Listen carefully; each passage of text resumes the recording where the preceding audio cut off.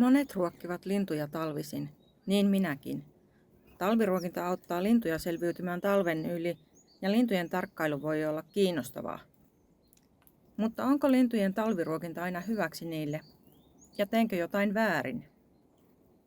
Huomasin, että linnuille ostamani maapähkinät oli tuotu Argentiinasta. Aika kaukaa. Minun ruokintapaikallani 2 kilon siemenpussista riittää syötävää linnuille reiluksi viikoksi. Kulutus on tietysti suurempaa, jos ruokinnalla käy myös esimerkiksi oravia tai kauriita.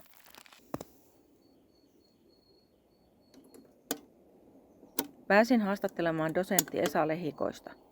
Kysyin häneltä talviruokinnasta hyötyvistä lintulajeista, lintujen ravinnosta luonnossa talvisin ja yleisistä virheistä talviruokinnassa. Varpushaukka.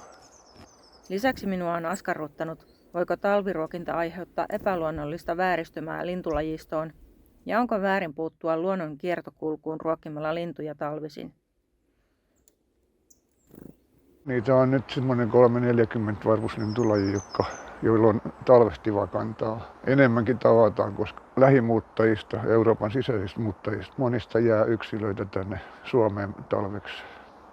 Kyllä varmaan tiaiset on ollut aina satoja vuosia jo semmoisia, jotka on hyötynyt ihmisen läheisyydestä talvisaikaan.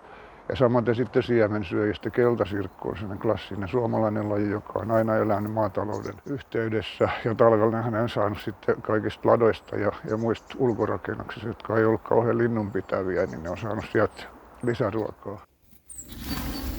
Sitten siemensyöjille on aika paljon kasvilajeja, joista talvella saa sapuskaa. Esimerkiksi niin sanotut ruderattikasvit, joita on esimerkiksi pujo, ohdakkeet ja takiaiset ja sen sellaiset, niin niille on kullekin kasville niin omat linnut, jotka käy syömässä niiden siemeniä. Siihen kuuluu tämmöistä omakotitalojen pihoilla näkyvistä lajeista, esimerkiksi viherpeippo on tyypillinen, samaten tikli, jonka talviesiintyminen on runsastunut. Ja sitten toisina vuosina on vihervarpusia tai urpiaisia runsaasti silloin, kun niillä on ollut vaellus. Ja sitten ne jää näille alueille, joissa on esimerkiksi lepäällä hyvä siemensato. Periaatteessa tällä hetkellä niin ne siemenet, mitä ihmiset käyttää ruokintaan, ne on kaikki turvallisia, vaikka ne on niin kuin ikävä puoli, niin ne on tuontitavaraa ulkomailta, mutta se tavara kuitenkin tarkastetaan. Äkkiä niistä omista virheistä oppii, ainakaan ei kannata liian lähelle ikkunoita laittaa ruokintoa, koska niin sitten lisääntyy ikkunoihin törmäilyt. Tässä mä oon joutunut tekemään, tuossa on ikkunoissa tuommoiset vanhat joulukoristeet, ne heiluu tuulessa siinä, silloin linnut ei mennä niihin ikkunoihin enää ollenkaan.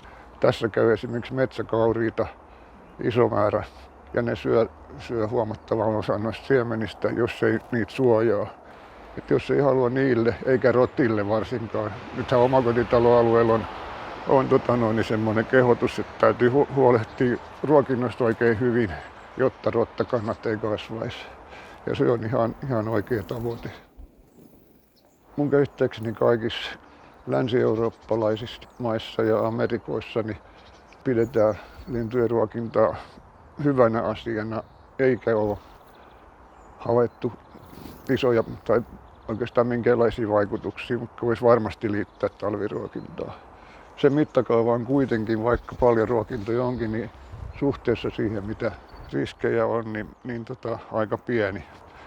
Se, mikä nyt on liitetty jossain keskusteluista ja avauksissa tähän on se, että jotkut metsätiäiset, eli hämätiäinen, töyhtötiäinen, on vähentyneet ja jotkut arvelevat, että sen syynä on se, että sinitiäiset ja talitiäiset yleistyy myös havumetsissä. Sitä ei ole näytetty toteen. Siinä on kaksi trendiä, jotka niin näyttäisi olevan niin semmoisia, toinen on toisen syy, mutta ei sitä ole mitenkään vahvasti toteen näytetty. Aion laittaa ikkunaani vanhat joulukoristeet ja pidän silmällä, ettei ruokinnallani ala vierailla hiiriä suurempia nisäkkäitä.